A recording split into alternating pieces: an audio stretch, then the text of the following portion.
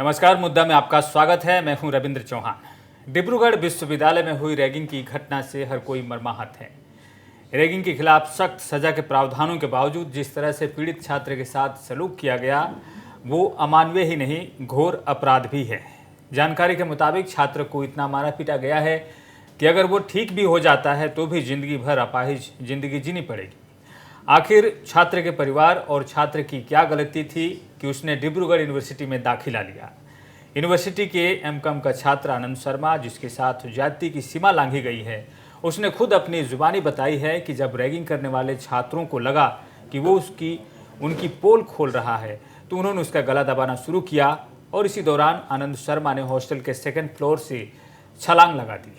आज दिन भर हम इस खबर से जुड़ी पल पल की अपडेट देते रहे, लेकिन सवाल घूम फिर कर वहीं आ जाता है कि आखिर हम शैक्षणिक संस्थानों में होने वाले इस सबसे बड़े अपराध को रोकने में असफल क्यों हैं। इस समय हमारे साथ मुद्दा में कुछ मेहमान जुड़ रहे हैं।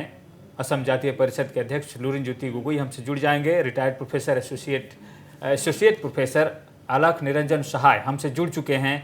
छात्र संगठन NSUI के राज्य सचिव निहार सैकिया हमसे जुड़ चुके हैं और छात्र संगठन ABVP के प्रदेश संयुक्त सचिव गौरंगजीत दत्ता हमारे साथ जुड़ चुके हैं। डिब्रूगढ़ यूनिवर्सिटी के पूर्व वाइस चांसलर प्रोफेसर अलख कुमार बुढ़ागोहाई भी हमसे कुछ ही पलों में जुड़ेंगे। आप सबका इस कार्यक्रम में स्वागत है। चर्चा शुरू करने से पहले हम आपको सुनाते हैं आनंद शर्मा की मां ने सरकार से क्या गुहार लगाई है। इस वक्त हमारे साथ जुड़ रहे हैं सरिता देवी, आनंद की मां, और उनसे जानना चाहेंगे स्ट्रेट आज जो इंक्वायरी के बाद जो यूनिवर्सिटी ने स्टेप लिया है उसके बारे में आप क्या कहने चाहेंगे? आप संतुष्ट हैं कि नहीं? डॉक्टर मतलब ऑपरेशन के लिए बताया है। हमें तो विश्व शर्मा से ये आवेदन करता हूँ कि मुझे ने मेरे बेटे को बाहर में ले जाके ट्रीटमेंट करवाई है, बेस्ट से बेस्ट। मुझे और कुछ नहीं चाहिए। मेरा लड़का जैसे पहले खड़ा था मुझे वैसे ही चाहिए। मुझे बाहर ट्रीटमेंट करवाना है लड़का को ले जाके। हम पूछ रहे हैं आपसे कि विश्वविद्यालय प्रबंधन ने आज जो अथॉरिटीज ने जो स्टेप लिया है, कुछ छात्रों को बर्खास्त किया है हॉस्टल से, उससे आप संतुष्ट है कि नहीं? हम उससे तो संतोष है कि और भी कोई भविष्य किसी बच्चा को ऐसा ना होए। और मेरे तो उसे अभी कोई मतलब नहीं है। मेरा खाली अभी बच्चा मेरा आगे जैसे था मुझे उसे चाहिए और मुझे बच्चा का बाहर में ट्रीटमेंट चाहिए और मुझे कुछ नहीं चाहिए। मेरा बच्चा जैसे था ना आगे में उसे खड़ा रहना चाहिए। मेरा बेटा मेरा एक ही औलाद है, आगे पीछे मेरा बुढ़ापा का सहारा वही है। आज कल में जाकर उसको कोई प्रॉब्लम रह जाएगा तो मेरा जिंदगी बुढ़ापा का सहारा कौन रहेगा। इसीलिए मैं हेमंत विश्व शर्मा को ये गुजारिश कर रहा हूँ, मेरे बेटे को बाहर ले जाके बढ़िया से बढ़िया ट्रीटमेंट करवाइए और मुझे कुछ नहीं चाहिए। अभी डॉक्टर्स क्या कह रहे हैं? डॉक्टर तो ऑपरेशन के लिए बोल रहे हैं। डॉक्टर बोलते हैं आप लोग कहीं कहाँ कराना चाहते हैं क्या नहीं, आप लोग का डिसीजन लीजिए बोले। तो अभी हमें वही है, मुझे बाहर करवाना है ट्रीटमेंट बच्चा का और मुझे कुछ नहीं चाहिए। मेरा लड़का आगे जैसे टाइट फिट था हमको मुझे वैसे ही चाहिए। मेरा लड़का का तो करियर खत्म ही हो गया और अभी मिनिस्टर कर रहा है, उससे भी और बढ़िया आगे करे। मेरे बेटे को जैसे था आगे वैसे कर दे। मेरे बेटे को खड़ा आज हर तरफ से मुझे हेल्प कर रहा है, उनका धन्यवाद है मेरा। तो पीड़ित छात्र की मां ने जो भी कहा है, हमें लगता है कि आज उनकी बातों को सुनकर सभी लोग भावुक हो गए होंगे। इस पर चर्चा करेंगे, लेकिन शुरुआत रैगिंग से हुई है और रैगिंग क्यों हो रही है आज जब हम इस समय बात कर रहे हैं रैगिंग की, जब कड़े प्रावधान बने हैं रैगिंग के लिए। हमारे साथ NSUI के जो छात्र नेता हैं वो हमारे साथ जुड़े हुए हैं। निहार सैकिया, निहार, इस पर क्या प्रतिक्रिया होगी छात्रों की तरफ से, आप अगर बोलना चाहें? पहली बात तो रविंद्र जी, देखिए आज जो सिचुएशन है कि आज सब स्टूडेंट्स, असम का स्टूडेंट्स, नॉर्थ ईस्ट का, और जो ये घटना देख रहे हैं वो आज बहुत चिंतित है, क्योंकि आज का छात्र कल का भविष्य है। और अभी अगर आप देखें आनंद शर्मा को तो वो कैसा सिचुएशन में है अभी, उसका क्या दोस्त था। डिब्रूगढ़ यूनिवर्सिटी में वो गया, उसका अभी मैंने माता जी को भी सुना है कि वो रो रही है। और आप देखिए बहुत सारे प्रावधान हैं हम लोग का कॉन्स्टिट्यूशन में भी है और बहुत सारे नए कानून भी लाए गए हैं, लेकिन लोग डरते हैं, स्टूडेंट्स डरते हैं, क्योंकि एक सेक्शन ऑफ स्टूडेंट्स जो है वो सिर्फ अपना सीनियरिटी दिखाने के लिए, अपना रोब जमाने के लिए वो रैगिंग करते हैं। और जो है कि फियर किसे बोलते हैं, जब किसी को हार्म किया जाए तब लोग डरते हैं, और लोग जब डरते हैं तब उसका गलत इस्तेमाल किया जाता है। तो अभी रेगिंग एक ऐसा एक औजार हो गया है कि सीनियर्स को एक मज़ा आने लगा है कि अब बहुत सालों से होते आ रहा है, लेकिन आज जो है वो चरम सीमा में चला गया। और आज एक छात्र हम लोग के बीच से एक छात्र जाके हॉस्पिटल में है, तो इस विषय में अच्छे जी करना चाहिए। हाँ, तो एंटी रैगिंग जो कैंपेन है या रैगिंग फ्री कैंपस बोला जाता है, आजकल यूनिवर्सिटी के चारों तरफ बैनर पोस्टर लगे रहते हैं, क्या इसका कोई मतलब नहीं रह गया है? देखिए, मैंने जैसे बोला कि फियर है लोगों के, छात्र के बीच में फियर है कि अगर मैं बोल दूंगा तो मुझे आके मारेंगे, मैं अगर चला जाऊंगा तो मुझे हॉस्टल से निकाल देंगे। तो वो डर के कारण अभी लोग नहीं बोल पा रहे होने से। तो इधर पे हेल्पलाइन भी है, टोल फ्री नंबर भी है, हम लोग का इतना सारा प्रावधान दिया हुआ है, लेकिन लोग क्यों केस दर्ज नहीं करते? जी, गौरांग जी, रविंद्र जी, आपसे जानना चाहेंगे इस पर आप सबसे पहले क्या बोलना चाहेंगे आज जो भी हमारे सामने घटना है?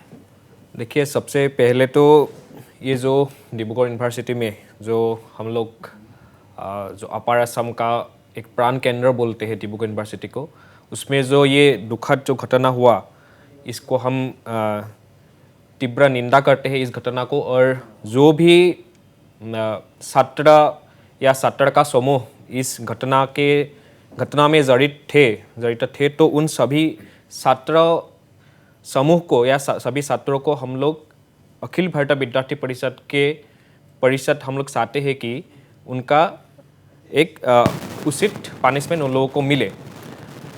अभी हाल फिलहाल में आप लोग ने देखा कि डिब्रूगढ़ यूनिवर्सिटी में एक आनंद शर्मा जो छात्र है, उसको दूसरी मंजिला से चालान लगाना पड़ा, क्योंकि वहाँ पे उन लोगों को उनको जो रैगिंग किया था वहाँ के छात्र लोगों ने, वो इतना उसका जो इंटेंसिटी था वो इतना बढ़ गया था कि उसको वो मानसिक चाप में आके उनको दूसरे मंजिले से चालान लगाना पड़ा। तो ये जो समाज में ये सिर्फ एक कॉलेज का प्रॉब्लम नहीं है, सिर्फ वो यूनिवर्सिटी का प्रॉब्लम नहीं है, और एक कॉलेज के छात्र समूह का प्रॉब्लम नहीं है, ये एक समाज का प्रॉब्लम है। हम लोग मानते हैं कि ये एक सामूहिक प्रॉब्लम है। तो हमें इसको अच्छी तरह से एनालिसिस करना चाहिए। जो भी इसमें दोषी है उन लोग को उचित शास्ति उचित पनिशमेंट देना चाहिए, और जो भी हो सके वो कॉलेज प्रशासन और डिस्ट्रिक्ट एडमिनिस्ट्रेशन हमारा असम गवर्नमेंट के तरफ से भी उचित पनिशमेंट उन लोगों को देना चाहिए। लेकिन आपने कहा ये समाज का भी प्रॉब्लम ही, आखिर ये माहौल क्यों होता है जब हम एजुकेशनल इंस्टीट्यूट के कैंपस में होते हैं? वहाँ तो इस तरह की बातें नहीं होनी चाहिए कि हमारे समाज में क्या हो रहा है नहीं हो रहा है। जो कुछ बातें होनी चाहिए एजुकेशन से जुड़ी हुई बातें होनी चाहिए। अभी हम लोग एक शैक्षिक प्रतिष्ठान में क्यों जाते हैं?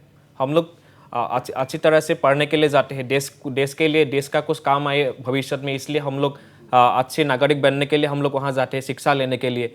तो वहाँ जाके हम लोग हमारा जो गोल है, हम लोग जो गोल लेके वहाँ एक विश्वविद्यालय या महाविद्यालय में हम लोग जाते हैं, तो हम लोग का जो गोल है उससे हम लोग कैसे भटक जाते हैं? तो मेरे ख्याल से कहीं ना कहीं हम लोग का कुछ ना कुछ प्रभाव तो हम लोग के ऊपर पड़ा है, जिसके वजह से हम लोग का जो मानसिक जो एक विकृत हुआ है मानसिकता, जिसके वजह से हम लोग हमारे ही साथी जैसा, हम लोग 2 साल 1 साल छोटा जैसा, हम लोग का भाई जैसा साथी को भी हम लोग इतने बुरी तरह से टॉर्चर करने के लिए हम लोग थोड़ा भी नहीं सोच पा रहे। इसलिए जो मानसिकता में जो ये स्खलन आया है ना, इसको अच्छी तरह से हम लोग को थोड़ा सा एनालिसिस करना चाहिए। तो क्या आपको नहीं लगता है कि ये इनडिसिप्लिन का भी मामला है? कैंपस में किस तरह से डिसिप्लिन होनी चाहिए, क्या रूल्स फॉलो करने चाहिए? हाँ, ये हो रहे हैं। आपने सही बात बताया। इनडिसिप्लिन का भी बहुत बड़ा रूल है इसमें, क्योंकि हम लोग अगर थोड़ा प्रैक्टिकली देखेंगे तो 2001 में ही सुप्रीम कोर्ट ने ये जो रेगिंग है इसको बैन कर दिया था इंडिया में। तो तभी यूजीसी के तरफ से भी एक गाइडलाइन आया था वहाँ तब के समय में। तो उसमें ये मेंशन था कि क्या क्या करना चाहिए कॉलेज को, कैसे कमेटी बनाना चाहिए, कमेटी में मीडिया का भी पर्सन लेना चाहिए, पेरेंट्स या जूनियर सीनियर, ऐसा कुछ प्रावधान था। तो ये सब अच्छी तरह से फॉलो हो रहा है या नहीं हो रहा है वो भी हम लोग को थोड़ा देखना पड़ेगा अच्छी तरह से। एक रेगिंग कमेटी होता है, एंटी रेगिंग। और हाँ ठीक है, अलख निरंजन सहाय सर, आपसे पहली प्रतिक्रिया क्या होगी आपकी इस घटना पर? पहली प्रतिक्रिया मेरी कि रॉबिनहुड कल्चर छात्रों के बीच वह ठीक, क्योंकि विश्वविद्यालय के बारे में यूज पूरा फॉलो नहीं हो, जैसे वो लोग बताते हैं जहाँ पर ये लोग रहते हैं, छात्रावास हो, कैंटीन हो, मनोरंजन कक्ष हो, टीवी लगाना चाहिए। संदर्भ में कार्यशाला का आयोजन, ऐसा कहीं कुछ भी। और रॉबिन वो चाहते हैं, और ये जो एक बन गई है तो में ये छात्र के बीच में एक पैदा, ये मानसिक और कार्यशाला की जानी चाहिए के बीच में, और जागरूकता करना चाहिए तो होने से क्या नई पीढ़ी कैसे बचना है। तमाम गाइडलाइन है, सुप्रीम कोर्ट ने भी रोक लगाई है। ये यथार्थ में कितना हो रहा है की जरूरत है। मुख्यमंत्री जी शर्मा जी, एगो शिक्षा मंत्री बोले एक्शन तभी कार्रवाई हो पाई। कुछ दिन पहले ही लड़कों ने रिपोर्ट किया तो पुलिस की तरफ से कोई इदारे प्रशासन भी जी क्यों ऐसा रहा। अलख निरंजन सर, आपकी बातें जो हैं वो साफ हमारे तक नहीं पहुंच पा रही है, इसलिए हम एक बार फिर ठीक करके फिर कोशिश करते हैं।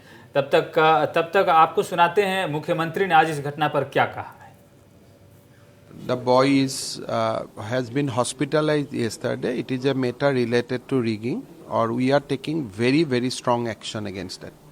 The boy has been hospitalized yesterday. It is a matter related to rigging, or we are taking very, very strong action against that. तो कड़ी कार्रवाई करने की बात कही जा रही है। खुद मुख्यमंत्री ने कल ही इस बात को लेकर ट्वीट किया था, उन्होंने कहा कि कड़ी कार्रवाई की जाएगी, और आज फिर उन्होंने कहा है। सभी पक्ष इसमें कड़ी कार्रवाई की बात कर रहे हैं, लेकिन जब आज हम पूरे दिन इस खबर को दिखाते रहें तो हमने कई जगहों पर हमें इस तरह की भी प्रतिक्रिया मिली जहां लोग इस पर बोलने से बच रहे हैं। खुद डिब्रूगढ़ विश्वविद्यालय के प्रबंधन को भी कई बार हमारे रिपोर्टर्स ने पूछा तो वो भी पीछे जाते नजर आए और उन्होंने साफ साफ बात करने से इनकार किया। गुवाहाटी विश्वविद्यालय के जो वाइस चांसलर उनसे पूछने की कोशिश की गई, वो भी माइक से पीछे हट गए। अगर इस तरह की प्रतिक्रिया रही तो जो उम्मीद आम जनता, जो आम छात्रों के बीच में जो धारणा है शैक्षणिक संस्थानों को लेकर, और ये दावा किया जाता है कि शैक्षणिक संस्थानों में एंटी रैगिंग कैंपेन है, सफलतापूर्वक चलाया जा रहा है, रैगिंग फ्री कैंपस है, तो आखिर जब ये जो जिम्मेदार लोग हैं, जो शीर्ष पदों पर बैठे जिम्मेदार लोग हैं, ये नहीं बताते हैं कि वो क्या कार्रवाई करने जा रहे हैं, तो किस तरह का संदेश देने जा रहे हैं। ज़रा आपको दिखाते हैं वो वाला वीडियो जब ये जो उच्च पदस्थ अधिकारी जो हैं ये हमारे कैमरे से बचते हैं और इससे संदेश जो है लोगों तक नहीं पहुंच पाता है। We are joined in by the Vice Chancellor of Guwahati University, Professor Pratap Jyoti Hendik. Well, a shocking, indeed a shameful incident of ragging has come to light from Dibrugarh University. So how Guwahati University is taking cognizance of this incident?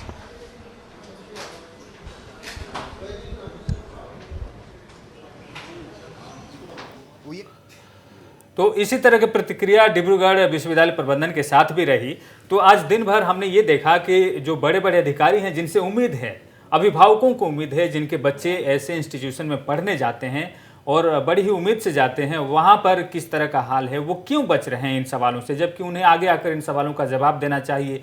वो भरोसा दिलाना चाहिए अभिभावकों को जिनके बच्चे universities में पढ़ रहे हैं, तो उनके बच्चे ठीक ठाक पढ़ रहे हैं, सभी इंतजाम ठीक ठाक हैं, सुरक्षा के सभी इंतजाम हैं, लेकिन वो इस तरह से नहीं कह रहे हैं। तो यहाँ इस तरह से सवाल खड़े हो रहे हैं कि एंटी रैगिंग कैंपेन और एंटी रैगिंग लॉ जो हैं वो सही से इम्प्लीमेंट लागू नहीं हो पा रहा है। निहार सैकिया जी, आप जिस तरह से पीड़ित छात्र की मां ने गुहार लगाई है कि उनके बेटे को बाहर ले जाकर चिकित्सा करवाई जाए, और आज हमने एक बात और देखा, विश्वविद्यालय प्रबंधन की तरफ से कहा गया कि प्रीफेक्ट जो हैं जो वहाँ के हॉस्टल के प्रीफेक्ट हैं, उन्होंने एक गलती की कि जब छात्र को चोट लगी, छात्र सेकंड फ्लोर से नीचे गिरा, तो उन्होंने एक गलती की कि जो यूनिवर्सिटी के अस्पताल है वहाँ उसे नहीं ले जाया गया, वो किसी प्राइवेट अस्पताल में ले गए। लेकिन हमारा ये सवाल है कि क्या यूनिवर्सिटी के अस्पताल में जिस बच्चे की गर्दन की हड्डियाँ टूट चुकी हो, रीढ़ की हड्डियाँ टूट चुकी हो, हाथ टूट चुके हों और चोट लगे हों, कान के नीचे चोट लगे हों, क्या उस बच्चे के इलाज के लिए, समुचित इलाज के लिए यूनिवर्सिटी के भीतर अस्पताल में सारे प्रबंधन हैं? तो इस तरह से अगर जब मेडिकल की बात आती है, ट्रीटमेंट की बात आती है, अगर कुछ लोगों ने उसे बाहर ले जाने की काम किया और उसे सही इलाज प्रदान करने की काम की, तो क्या गलती की? देखिए, ये तो बहुत बड़ी बात है कि सेकेंड फ्लोर से गिरने के बाद भी वो अभी सही सलामत है। सही सलामत मतलब बहुत पीड़ित है, लेकिन वो ज़िंदा है। और इस तरह की घटना को हमारा समाज बहुत सीरियसली लेना चाहिए हम लोग को, क्योंकि आज वो सफ़र कर रहा है, कल हम लोग के बीच में कोई और सफ़र करेंगे। और ये तो एक ओपन सीक्रेट है कि ये हर यूनिवर्सिटीज़ में होते रहता है, हर रात होता है, हर एक यूनिवर्सिटी का रूम में होता है, और हम लोग इधर पे चुप बैठे रहते हैं क्योंकि उन लोग आगे नहीं आते। क्यों आगे नहीं आते? क्योंकि इस दौर में जब सोशल मीडिया इतना पावरफुल है, क्यों बाहर नहीं आता ये सब? क्योंकि उन लोग के ऊपर दबाव होता है। जैसे आज प्रीफेक्ट ने बोला, आपने जैसे बोला कि प्रीफेक्ट ने बोला कि यूनिवर्सिटी का हॉस्पिटल में लेना चाहिए था, लेकिन उसको प्राइवेट हॉस्पिटल, मैं तो सोचता हूँ उसको अभी तक न्यू दिल्ली या किसी बाहर का हॉस्पिटल में क्यों लेके नहीं गया है? उसको बेटर ट्रीटमेंट चाहिए, जैसे उन लोग उसका माँ बोल रही थी। क्योंकि वो देखिए, अभी आज हॉस्टल वार्डन कहाँ पे थे? आज ये सब होते रहा, हॉस्टल वार्डन कहाँ पे थे? और इतना दिनों से, ये तो एक दिन का घटना नहीं होगा शायद से, ये तो बहुत दिनों से होते आ रहे हैं। जी, वो पत्र हम आपको दिखाएंगे जो 17 नवंबर को आनंद शर्मा ने जो पत्र लिखा है वार्डन को, वो पत्र भी दिखाएंगे। लेकिन एक बार फिर लाइन ठीक हो गई है, अलख निरंजन जी हमारे साथ जुड़े हुए हैं और उनकी बातें पूरी नहीं हुई थी। आप जी, अलख निरंजन सर, आप अपनी बातें पूरी कर सकते हैं। मैं ये कहना चाहता था कि ये जो रॉबिनहुड कल्चर है, इसने हमें प्रभावित किया है, और छात्र लड़कों के बीच में, अपने साथियों के बीच में ही अपने रॉबिनहुड छवि दिखाना चाहते हैं, जो नहीं हो पा रहा है। और एक्चुअली जो विश्वविद्यालय और यूजीसी का जो गाइडलाइन है, उसमें बताया कि हॉस्टल हो, मनोरंजन कक्ष हो, कहीं भी वहाँ पर सीसीटीवी लगाया जाना चाहिए। छात्रों के साथ इस संदर्भ को लेकर जागरूकता जगाना चाहिए, कार्यशाला आयोजित किए जाने चाहिए इस विषय को लेकर, ताकि वो बात को समझें। लेकिन जब चोट पड़ती है तब हम चिल्लाते हैं और फिर शांत हो जाते हैं। सुप्रीम कोर्ट के कहने के बावजूद जब रोक लगाया गया है तो भी काम नहीं चलता है। तो ऐसी स्थिति में कैसे काम चलेगा? जरूरत है कि आज डिब्रूगढ़ विश्वविद्यालय में जो आपने भी बताया है कि अधिकारी बात करने से बचते हैं, बचने का एक ही कारण है कि मुंह छिपाने का एक ही कारण है कि वो उन नियमों का, गाइडलाइन का पूरी तरह पालन नहीं कर पा रहे हैं या नहीं करते हैं। ऐसे में जो मानसिकता है, हम तो इसे कहेंगे मानसिक रोग इस तरह फैला हुआ है, इसके लिए साइकोलॉजिकल ट्रीटमेंट की भी आवश्यकता है। जब ये रैगिंग होती है तो रैगिंग में और छात्र क्यों डर जाते हैं, और क्यों नहीं उनके जो एडमिशन के समय जो कागज दिया जाता है जिसमें सारा बायोडाटा भरना पड़ता है विश्वविद्यालय के तरफ से या इस कॉलेज की तरफ से कि रैगिंग होने पर आपके साथ ये कार्रवाई हो सकती है, इसकी चेतावनी क्यों नहीं दी गई। इस तरह बहुत सारी बातें हैं। जब बातें उठती हैं तो लोग शोर शराबा करते हैं, फिर वही ढाक के तीन पात हो जाते हैं। ऐसे काम नहीं चलेगा। इसके बारे में विश्वविद्यालय प्रशासन हो, अभिभावक हो और लड़कों को भी समझना होगा कि कैसे इस जो रोग फैला हुआ है, इस रोग से कैसे हम मुक्त हों, क्योंकि ये आज की बात नहीं है। डिब्रूगढ़ विश्वविद्यालय में पहले भी ऐसी घटनाएं हुई हैं, इसके बाद भी ये दोबारा ऐसी घटनाएं हों तो निश्चित रूप से ये हमारे लिए शर्म की बात है। मैं यही समझता हूँ। आपसे एक और प्रतिक्रिया हम चाहेंगे अलख निरंजन जी। जिस तरह से विश्वविद्यालय प्रबंधन की तरफ से एक तरह से विश्वविद्यालय की छवि बचाने की कोशिश की गई है, छवि बचाने से क्या कुछ होता है? हम सभी जानते हैं कि डिब्रूगढ़ विश्वविद्यालय जो है वो एक प्रीमियर इंस्टीट्यूट है इस क्षेत्र में। अपर असम की अगर हम बात करें तो ये प्रसिद्ध जो शैक्षणिक संस्थान है विश्वविद्यालय का विश्व में भी नाम है। लेकिन जब कहीं भी अपराध छोटा हो या बड़ा हो तो उसे ढकने की कोशिश की। एक ये बात। दूसरी बात ये सामने आई है कि जिस तरह से उन्होंने पहले एक ऑर्डर निकाला, आनन फानन में एक ऑर्डर निकाला, उसमें उन्होंने बातें साफ साफ नहीं लिखी कि किन छात्रों को रस्टिकेट किया जा रहा है, किनको क्लास करने देने से मना किया जा रहा है, किनको डिपार्टमेंट में जाने से रोका जा रहा है, किनको हॉस्टल में जाने से रोका जा रहा है। ये बातें साफ नहीं हुई। फिर वो दोबारा एक ऑर्डर लेकर आए, उसमें कुछ बातें उन्होंने कही और वहाँ तक भी ये क्लियर नहीं हुआ कि उनके खिलाफ आखिर क्या एक्शन लिया जा रहा है। सिर्फ उनको क्लास जाने से रोका गया, हॉस्टल जाने से रोका गया है।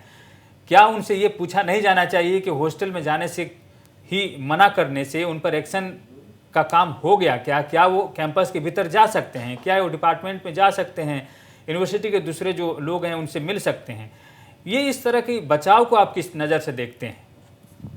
बिल्कुल बिल्कुल, आपने बिल्कुल सही कहा कि ये बचाव की मुद्रा में अभी आए हुए हैं। एक्चुअली जो करना चाहिए इनको पहले, जैसे यूजीसी गाइडलाइन के अनुसार सीसीटीवी कैमरे लगाने चाहिए, कार्यशाला में उनको अवेयर करना चाहिए। ये कुछ नहीं है। जब जो हमने वही बात कहा है कि विश्वविद्यालय प्रशासन और वहाँ पर इस तरह का माहौल ही नहीं है। लोग डरते हैं। क्यों डरते हैं? वो भयभीत क्यों हो रहे हैं? ये बात प्रशासन ने कभी सोचा नहीं। और आज जब चोट पड़ी है तो मुंह छिपाना चाहते हैं, अपनी स्किन को बचाना चाहते हैं। तो ऐसे काम नहीं चलेगा उनका। मेरा यही कहना है कि विश्वविद्यालय प्रशासन को आज के नहीं, आगे के लिए अभी संभालने की जरूरत है कि वो छात्रावास हो या कक्षा हो या हॉस्टल हो, जहाँ भी हो, जो प्रॉपर गाइडलाइन है उसको पूरी तत्परता के साथ लागू किया जाए और वो बचाए नहीं बल्कि अपने दायित्व का पालन करें और छात्रों के बीच में इस तरह का भय का माहौल नहीं हो। जी गौरांग जी, तो आपसे जानना चाहेंगे कि इसमें जो छात्र जो हैं, जो यूनिवर्सिटी के छात्र हैं, वो इसके खिलाफ अब यूनिवर्सिटी के जो कैंपस है उसमें प्रदर्शन कर रहे हैं। वो मांगे रख रहे हैं कि आज उसके साथ हुई है और ये गलती दोबारा ना हो।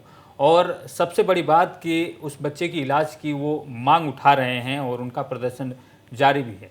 लेकिन इस वक्त आप दोनों जो हमारे साथ बैठे हुए हैं, एक NSUI के नेता हैं और एक दूसरे ABVP के नेता हैं, आप दोनों छात्रों का प्रतिनिधित्व करते हैं। आज जिस तरह से हमने डिब्रूगढ़ की स्थिति को देखा है, छात्र संगठनों का क्या रोल होता है, इसमें क्या भूमिका होती है, आपके अपने संगठन इसमें किस तरह से भूमिका को देखता है और इस मैटर को किस तरह से आगे ले जाएगा? देखिए रविंद्र जी, ABVP एक छात्र संगठन के नाते समाज में जो भी इस तरह के कुकार्य ही हम बोल रहे हैं कि जो भी होता है तो ABVP इसको स्ट्रांगली कंडेम करते हैं। और हम लोग पहले भी सिर्फ असम में नहीं, पूरे भारत में जहाँ भी रैगिंग का मामला उठा है तो ABVP इसको बहुत ही कंसर्न इस बारे में है। और जो भी बन सके, जो भी हो सके, मुख्यमंत्री को मेमोरेंडम देना हो, प्रोटेस्ट करना हो, जो भी हो तो क्या है। अभी भी ABVP असम का डिब्रूगढ़ यूनिवर्सिटी में जो मामला हुआ, इस विषय पे भी नज़र बनाए हुए है। डिब्रूगढ़ यूनिवर्सिटी की कर्तृपक्ष से भी हम लोगों का बातचीत हुआ है और हम लोग जो पूरे असम भर में इस विषय को लेकर कहीं कहीं हम लोगों ने कुछ रैली भी निकालने के लिए सोचा है और कहीं कहीं प्रतिवाद कार्यसूची भी हम लोगों ने लिया है। तो लगभग एबीवीपी जो रैगिंग जो एक कल्चर है इसको पहले से ही बहुत साल पहले से ही विरोध करता आया है और जब कभी भी ऐसा मामला हमारे सामने आता है तो एबीवीपी इसको स्ट्रांगली कंडेम करते हैं और हम लोग कभी भी ऐसे जो तत्व है हमारे कॉलेज में या यूनिवर्सिटी में जो भी है इन लोगों को निकाल के इन लोगों को कड़ी से कड़ी सजा देना चाहिए। और एक बात आप बीच में निकला था कि जो वार्डन है जी, वार्डन को 17 मई को शायद एक लेटर दिया था जी। तो जो यूजीसी का जो भी गाइडलाइन है या सुप्रीम कोर्ट का जो भी वर्डिक्ट है उसके हिसाब से आपने जी चिट्ठी का जिक्र किया, वो हाँ। चिट्ठी स्क्रीन पर दिख भी रहा है हाँ। और उसमें जो बिंदु हैं वो भी दिख रहे हैं हाँ, highlight तो इस जो यूजीसी का जो गाइडलाइन है उसके वजह हिसाब से ये जब मिला उनको तभी कार्रवाई होना चाहिए था और एज इट इज जब ये एक कंप्लेन मिलता है एज इट इज पुलिस को देना चाहिए वो कंप्लेन वो लोग और उसमें कोई भी मतलब छेड़खानी नहीं कर सकते। जैसे कंप्लेन मिलता है ऐसा कंप्लेन उन लोगों को पुलिस में भी एक एफआईआर फास्ट इंफॉर्मेशन रिपोर्ट दाखिल करना चाहिए। तो उन लोगों ने ऐसा नहीं किया, अब वो लोग पूरा विषय से भाग भी रहे। तो हम लोग कहीं ना कहीं जो वार्डन का जो विषय है उसको भी उससे भी एक पूछताछ स्पष्टीकरण उससे भी लेना चाहिए कि क्यों ऐसा हुआ। उसको तनख्वाह भी इस बात का मिलता है कि वो जो उन लोगों का पेरेंट्स है उन लोगों के अनुपस्थिति में वो उन लोगों का ख्याल रखे, अच्छी तरह से देखभाल करे। और ऐसा भी क्यों नहीं हो सकता है जो लोग का फर्स्ट सेमिस्टर में एडमिशन लिया उन लोगों को 1-2 महीने तक महीने में 2-3 बार वार्डन जाके क्यों ना एक रूम में जाके पूछ सकते हैं क्या कोई तकलीफ हो रहा है क्या, आप लोगों को कुछ तकलीफ है क्या इस हॉस्टल में। तो इससे बातें निकल के आते हैं ना। तो कोई अगर किसी का तकलीफ है तो वो तभी तो जान पाएगा कि हॉस्टल में क्या प्रॉब्लम हुआ है। अभी आज ही डेट में एक और वो केस ऐसा निकला है विश्वनाथ में, एक लड़का वो ये केस निकलने के बाद थोड़ा साहस करके वो बाहर आया और वो मीडिया के सामने भी बोल रहा है कि हम भी वो हॉस्टल में थे और उन लोगों का जो सीनियर्स लोग हैं उन लोगों के जो उपाध्यक्ष थे उसके वजह से हम वो कॉलेज छोड़ के यूनिवर्सिटी छोड़ के भाग गए। वो हॉस्टल नहीं पूरा यूनिवर्सिटी छोड़ के भाग गया। तो ऐसा अगर माहौल बना के रखेगा एक हॉस्टल में तो मेरे ख्याल से वो मतलब कॉलेज कर्तृपक्ष को भी थोड़ा एडमिनिस्ट्रेशन को भी थोड़ा उस बात पे थोड़ा हस्तक्षेप करना चाहिए कि कैसे हॉस्टल चल रहा है, वार्डन क्या कर रहा है। और एक बात नज़र में आया था कि यूजीसी का ही शायद एक गाइडलाइन होगा, एक वार्डन 3 साल तक रह सकता है जी। एक हॉस्टल का वार्डन के नाते 3 साल रह सकता है। लेकिन सुनने में आया है कि ये जो वार्डन है 7 साल तक नहीं बदला गया है। तो ये सब बातें भी थोड़ा जो टेक्निकल बातें हैं इसको भी हम लोग अच्छी तरह से देखना चाहिए। ये सब जो इसमें गाफिलती हो रहा है जो भी ये हो रहा है इसके वजह से ही ये सब मतलब जो हादसा है वो शायद निकल के आते जी। तो सब बहुत हाँ। जो महत्वपूर्ण बातें आपने कही है इस पर हम चर्चा जारी रखेंगे और जो आने वाले जो भी जो इसमें बिंदु हैं जिस पर टिप्पणी जरूरी है उस पर भी बातें करेंगे। लेकिन फिलहाल वक्त एक छोटे से ब्रेक के बाद चर्चा जारी रहेगी।